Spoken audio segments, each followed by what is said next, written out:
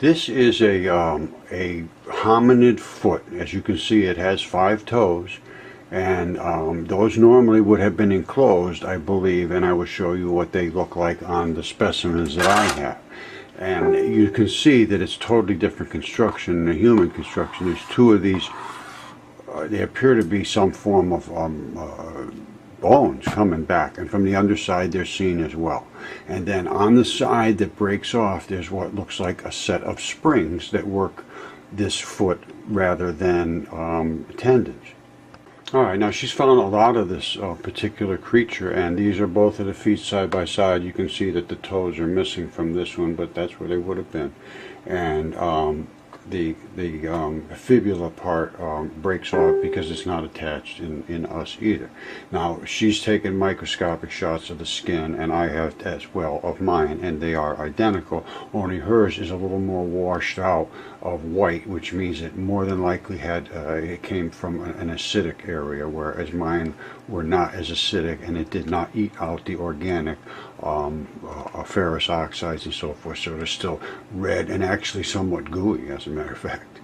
This is what it looks like at the bottom, or the one that was more complete than the other one, and you can see the toes are pretty much fused together. She's found a hip bone and some other bones and some flint tools as well. Alright, what I want you to, this is my no-toe from here in Connecticut that I found 5 years or so ago, and the heel part breaks off where the fibula would be, but you can see the bone stain in there, and you can see the actual where the bone is up here if you see it now. And then of course there's a pattern of the foot, and you see that it's enclosed in the front. And at first I thought the darn thing was had a shoe on, and then I saw this circular pattern here in the front, and these, see this here, look, see the circular pattern? Now, then I found another one, and it has the same sort of circular investments. You see where things, the pad of the foot was underneath here. This was like a pad, and it literally glues on all around here. This was all fused on here, and it was originally like this. And that's the, I know it looks like just a chunk of mud, but trust me, I looked at this very, very, very, very carefully. That's where the bone was, right there. That's where the pad of the thing invested. And you see, look at the way that's it's like a big, it was like it was glued on here.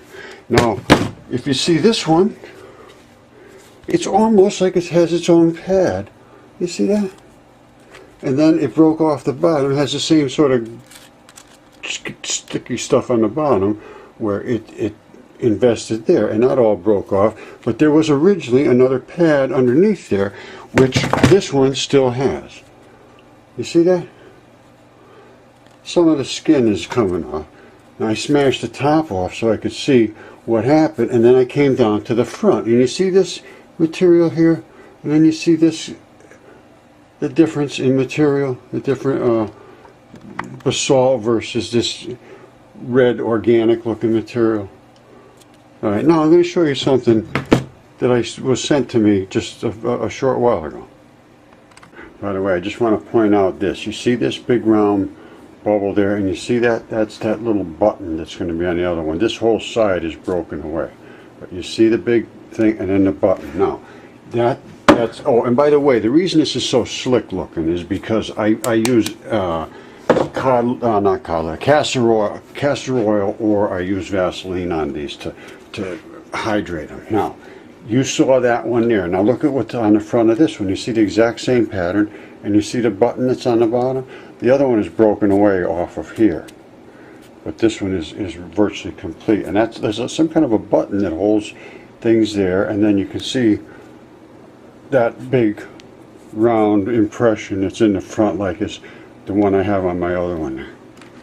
Okay, I'm just showing this under Fair Use Act, commenting on a video, and this is by Brian Forster, Lost Ancient High Technology of Egypt 2017 update, and they're showing, and you'll see this a little more in a minute, and as they come across here and they show this, the same structure that's on my no-toes, they start to talk about, you see this looks melted, that's the blood that has come out of there. it flows out. All right, they're going to be going down through this Egyptian here. Now, look at the red emanations here. That to me is blood. There's no reason for that to be leaking out. And then we get down to here, bang. There is, whoops, there is the no-toe foot that he sent me about. He said, look at 8 minutes, and there's 8 minutes. And sure enough, he was right. There's the gluey spot, and there's the basalty looking limestone stuff, and it's identical, same thing, identical, not even, there is no difference whatsoever. Now, so I'm looking at that and I'm thinking, boy, that's interesting. So I'm going a little further, I'm watching, they're thinking, what is all this about? So I'm watching this, and it goes down a little further. They're saying it looks melted and so forth, but as it goes down here a little further, they're going to go out. And of course, mine break off too on the side, just like that. Now, so now they're going down to this Egyptian, you know, and you can see it sure looks like it's like a statue. But then they came to here, boom, and I was just blown away. That's the guy's ribs. That is, there's no question, those are his ribs. Those are his ribs all the way down here. That is his lung.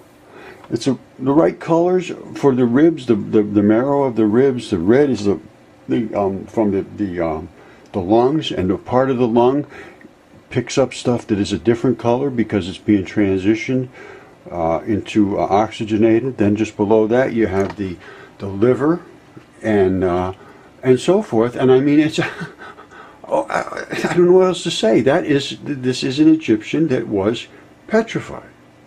I mean, it doesn't get any clearer than that. There's his ribs. Boom, boom, boom, boom, boom. You can see him coming wrapped around. There's where his lung would be. And there's where his liver is. The same colors and everything. I mean, what can I say? It's what it is what it is. All right, come on over here and join this group. It's called Mud Fossils Original Research Group. And this is Tish Egerton just discovered the no-toes that we were just discussing, and there's all kinds of information on here. And we also have another one, well, these are my groups, a Science Theory Challenge, and this presents all kinds of stuff. Here's giants, and there's no question these were real giants. I have CAT scans, I have DNA tests, I have the actual physical specimens. So this is Science Theory Challenge. And then there's other ones here. Another one here that I have is Mud Fossil Revelations. And this one here is about the true meaning of these discoveries, because they are extremely meaningful. They're not just monkey bones or some curiosity. So, I love everybody. I hope that turns you on, because it's you got to find out your real history before you can find out your real destiny. And you know, and I'm going to tell you something right now. You see what you're looking at here, Mud Fossil Revelations? Eternity is not a joke. If you think it is, good for you. And if you don't, think about this. You may live 100 years, but add enough zeros to that to get to eternity and tell me how many zeros you need. Think about that. By the way, this is all due to Brian Forster and running around the world looking into these things, and Marco Mandrake, who sharp eye picked up on this. So they're the ones you can point to about this, and thank goodness for people that are paying attention.